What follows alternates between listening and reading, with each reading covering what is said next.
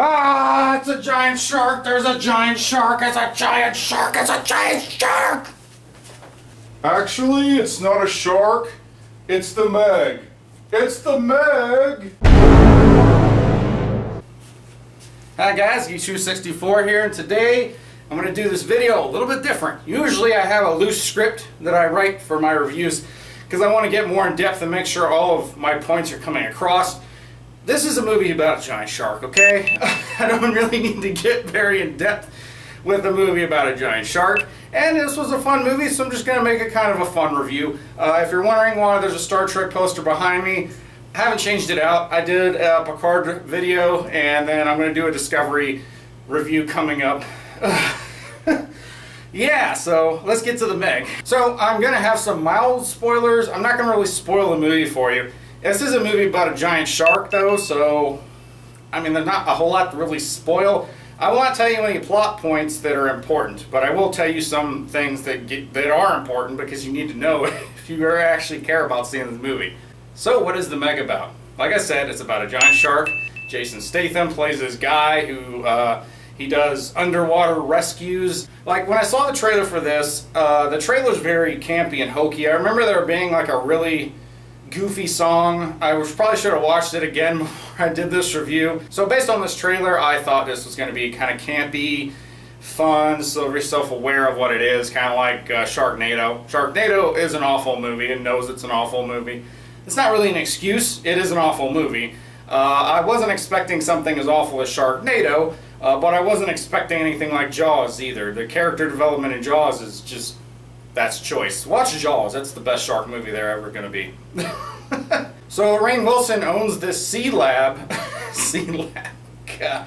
And I guess he's like a millionaire or a billionaire or something like that. You know, standard like eccentric guy, and the Sea Lab is gonna puncture this level of the Marianas Trench, which is the deepest place in the ocean. So one of the subs goes down through the hydrogen mist stuff, and the Meg attacks it, and it gets knocked out, and they need to go get Jason Statham, who has retired, and they need to get him because he's the best rescue, deep dive rescue guy ever.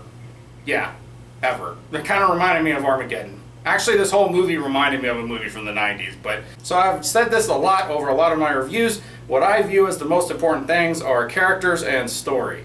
So you need a story that makes sense and is engaging and interesting, and you need characters that you can identify with or are interesting or are multifaceted in some kind of way, right? Well, where does the Meg stack up with this? Well, it's a giant shark movie. So you got to go into it knowing what you're getting into.